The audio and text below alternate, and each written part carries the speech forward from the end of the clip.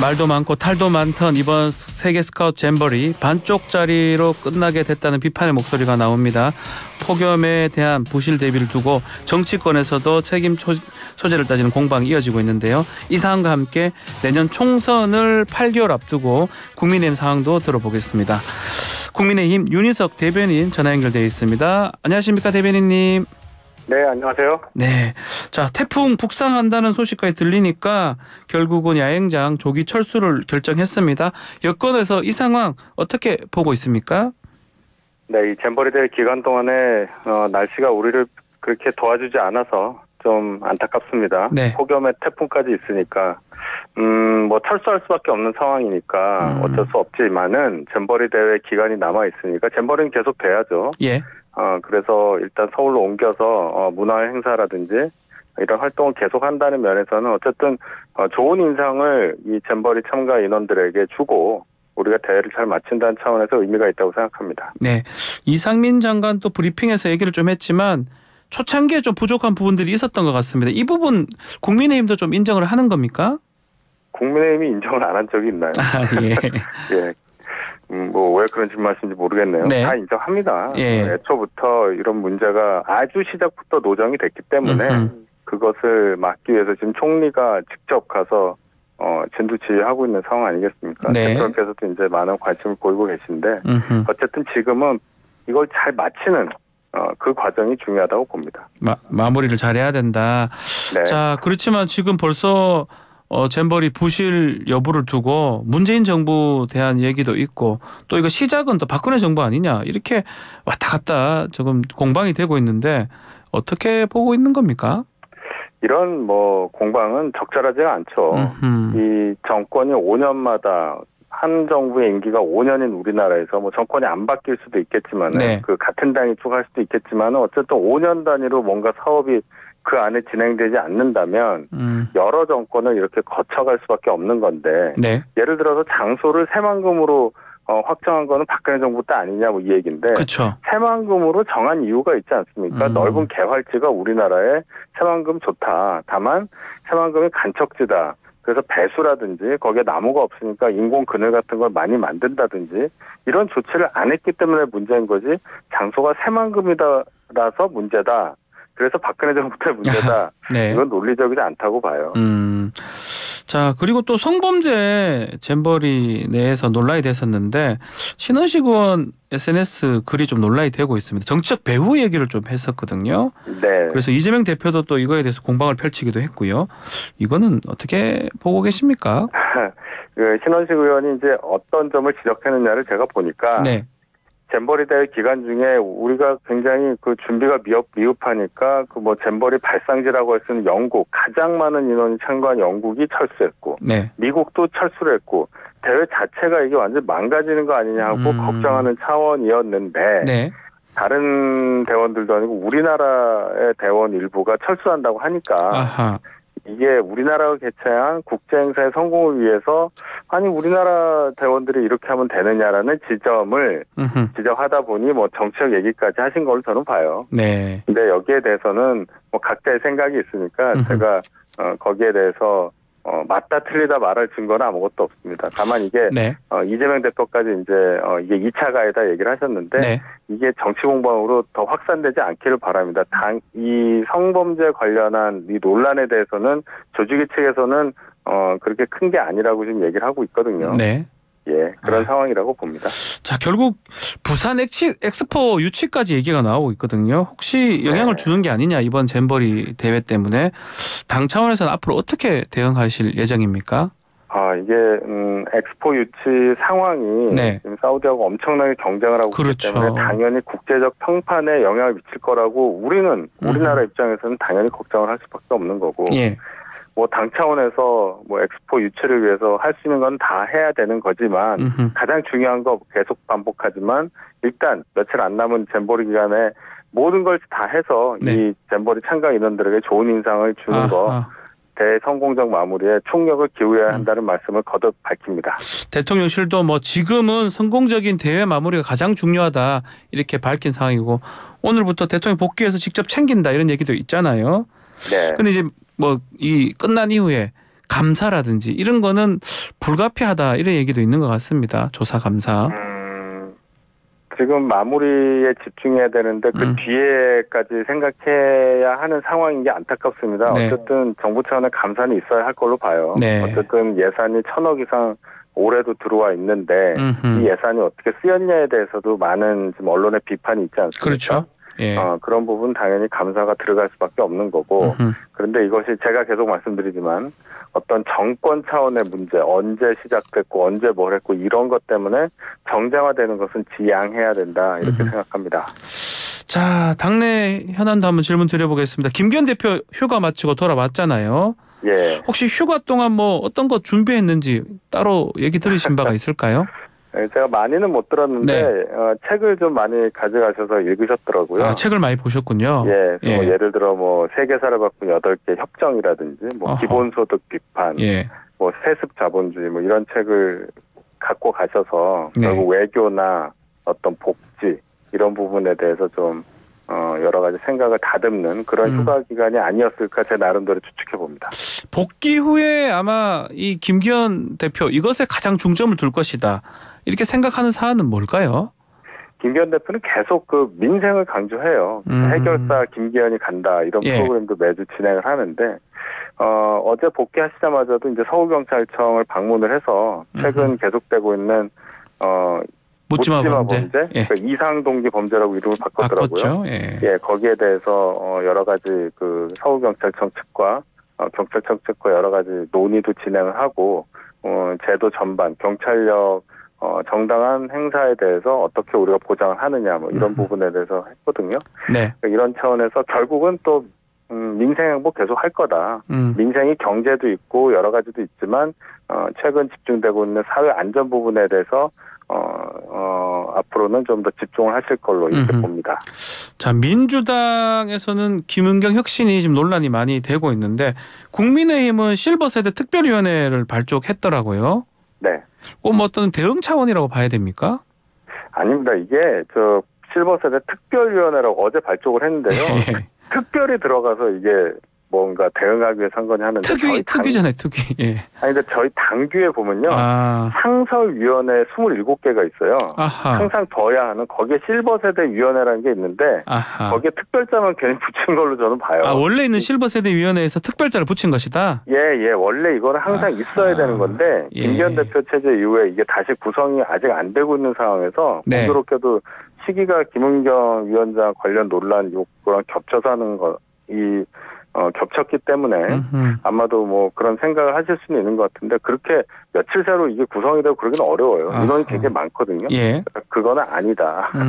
네, 그거는 말씀드립니다. 자, 김기현 대표 질문 좀 더 드려보면 이재명 대표한테 말을 좀 하긴 하더라고요. 돈봉투 사건 적극 대응해라 이렇게 요구도 하고 적극 대응이 어떤 걸까요? 이재명 대표가 어떻게 하기를 바라는 걸까요? 뭐 수사에 적극 협조하라 뭐 이런 뜻 아니겠습니까? 중요한 거는 돈을 지금 이제 윤관석 의원은 구속이 됐는데 이제 뭐 그 외에 19명 의원에 대한 이제 돈을 받았다고 이제 추정이 되는 그런 분들에 대한 막 실명도 나오고 하니까 진실에 대해서 밝히는 작업 여기에 대해서 민주당 협조가 있어야 되는 거 아니냐. 그러니 당대표인 이재명 대표가 그 부분에 좀 나서달라 이런 의미로 저는 해석합니다. 나서달라. 여기에 혹시 불체포 특권 포기 서약서도 좀 포함된다고 봐야 됩니까? 그 말씀을 하셨죠. 이재명 대표에 대해서. 왜냐하면 만약에 검찰에서 그 19명의 의원 각자에 대해서도 구속의 필요성을 느낀다면 영장이 가능하니까요. 그렇게 되면은 예를 들어서 회기 중이라면 체포동의안이 뭐 19건 이상 처리가 돼야 되는 거잖아요. 그런 과정이 국민들께 어떻게 비치겠느냐 뭐 이런 얘기인데 민주당에서도 이 수사 관련해서는 물론 각각 개인 의원들의 입장은 다 다르겠지만 뭔가 전향적인 조치가 필요하지 않을까 하는 그런 생각이 듭니다.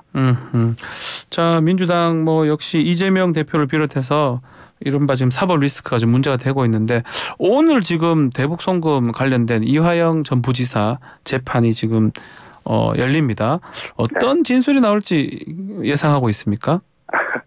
진술 관련해서는 이화영 전 부지사가 지난달 초부터 기존의 입장을 바꿔서 이재명 대표의 연관성에 대해서 진술하기 시작했다. 이런 네. 보도가 있었고 뭐 중간에 이화영 전 부지사 부부 간의 어떤 의견 불일치가 법정에서 노출이 되고 뭐 이런 과정이 있었잖아요. 네.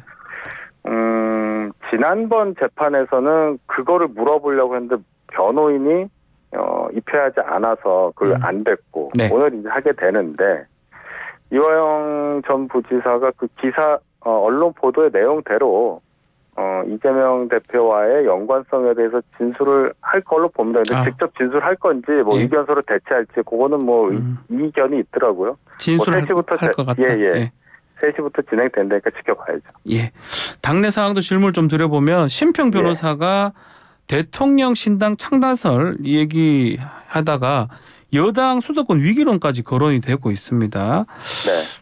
정말 어떻습니까? 당 지도부는 뭐 수도권 충분히 승산 있다 이렇게 얘기하기도 하고요.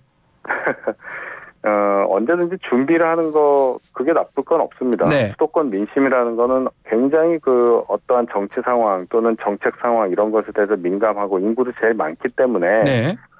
만약에 지금 저희가 상황이 괜찮다고 판단을 하더라도 한 8개월 정도 남은 총선에서 결과가 어떻게 나올지 예단하는 것은 합리적이지 않다고 생각합니다. 그래서 지금 이 상황이 나쁘다라고 하는 것 그런 의견에 대해서 그걸 배척하지 않고 그것을 잘 듣고 어떤 부분을 더 보완해야 하느냐는 차원에서 받아들인다는 것은 중요한 의미라고 생각하고 예. 절대 지금 저희가 수도권 상황이 낙관적이라고 보지는 않아요.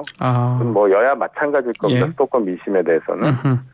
그 정도로 생각하고 있습니다. 그 중에 이제 대통령 지지율이 한 30% 정도 머물고 있고 또 인물난도 많다고 보도가 좀 되고 있습니다. 요런 부분들은 동의를 하십니까? 대통령 지지율 30% 나오는 거는 뭐 저희도 언론 보도를 보니까 당연히 예. 걱정을 하고 있는 부분이고 네. 또 저희가 이제 역시 총선은 전국 253개 지역구에 대한 몇몇 뭔가를 갖춘 인물들을 내야 하는데 그럼 최소한 253명의 비례까지 하면 굉장히 많은 인원이 필요하잖아요. 그렇죠. 사람이 필요한데. 예. 그렇죠. 그 사람들을 과연 어떤 인물들을 채울 것이냐. 그 여야 공이 마찬가지일 거예요. 네. 4년마다 하는 총선에 맨날 똑같은 인물을 내세울 수도 없는 거고 네. 국민들이 4년 동안에 가졌던 여러 가지 어떤 변화된 생각들, 요구에 대응할 수 있는 인물들로 저희가 공천을 해야 할 텐데 그 부분을 어떻게 채워야 할지에 대해서는 뭐 여야 공이 고민을 많이 할 것이고 뭐 사람이 넘쳐난다 이런 건 아니기 때문에 그런 지적도 나오는 걸로 이해하고 있습니다. 심평 변호사가 뭐 많은 좀 얘기들을 했는데 여론조사 얘기를 했잖아요. 이걸 없는 말을 좀 한 거라고 봐야 됩니까? 어떻게 봐야 됩니까? 본인이 사과를 했습니다. 본인은 이제 어떤 현역 의원한테 들었는데 들은 얘기다. 그게 아니라고 이제 본인의 SNS를 통해서 얘기를 했어요. 제가 좀 들어봐도 그런 정도의 여론조사를 전국 단위 여론조사를 여의도연구원에서 만약에 했다. 저희 당에서. 그럼 아실 거 아니에요. 윤희석 대변인께서. 당에서 모를 리가 없고 그런 정도 조사를 하려면 비용이 엄청나게 들어요. 그래서 모를 수가 없거든요. 그런데 지금까지 들은 바가 없기 때문에 아마도 시중에 떠도는 여러 가지 얘기들이 종합된 그런 얘기들을 들으신 게 아닌가. 그렇게 생각합니다. 그런 얘기를 듣고 말씀을 하신 것이다. 자, 그렇다면 이제 한 7개월, 8개월 정도 남았는데 국민의힘의 총선 전략도 좀 듣고 싶습니다. 무엇입니까? 일단은 저희가 지난 21년도 4.7 서울시장, 부산시장 재보궐부터 해서 대통령 선거, 지방선거, 쭉 이겼잖아요. 선거 두 개를 연달아 이겼던 그런 상황을 계속 이어가는 게 목표죠. 그렇다면 그 선거를 쭉 이어왔던 단일 대우를 유지하는 것이 가장 중요하다고 저는 봅니다. 그렇고 결국 국민들께 저희가 이제 집권했던 어떤 당위성에 대해서 증명하는 과정도 필요할 거고요.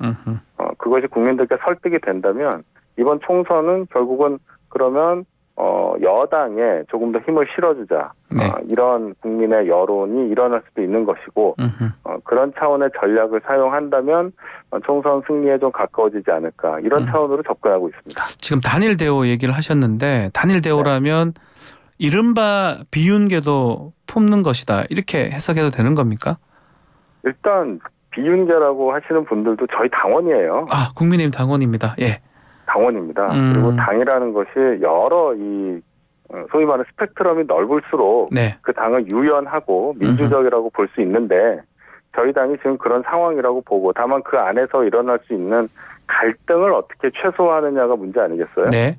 지금 상황에서는 물론 뭐 이준석 전 대표라든지 유승민 전 의원이라든지 이런 분들의 발언이나 이런 것들로 해서 당내 갈등이 굉장히 많아 보이고 어떻게 될까 관심을 많이 갖는 분들도 계신데 네. 저는 지금으로서는 단일 대우 유지하는 과정으로 가는 것이 맞다고 보는 분들이 많기 때문에 그 부분도 잘 해결될 거라고 생각합니다. 그 얘기거든요. 홍준표 시장이 이준석, 유승민, 이번에는 이현주 전 의원까지 얘기를 했습니다. 품어야 한다 이렇게 하고 있는데 네. 당내에서도 이런 비슷한 얘기가 나오고 있습니까? 제가 지금 말씀드렸잖아요. 네. 저는 대변인이기 때문에 네. 제 생각도 있지만 네. 당의 의견을 다 반영해서 이제 방송에서도 말씀을 드리는데 네. 어쨌든 저희 당원이었던 분들이 어떤 다른 어떤 정치적인 배경을 갖고 다른 상황에서 총선에 나간다 뭐 이런 것은 도움이 될 게 하나도 없다고 봅니다. 어쨌든 국민의힘이라는 이름 아래에서 같이 뛰면서 지난 선거들을 쭉 이겨왔던 그 대오와 전열을 유지하면서 가는 것 그것이 가장 중요하다고 봅니다.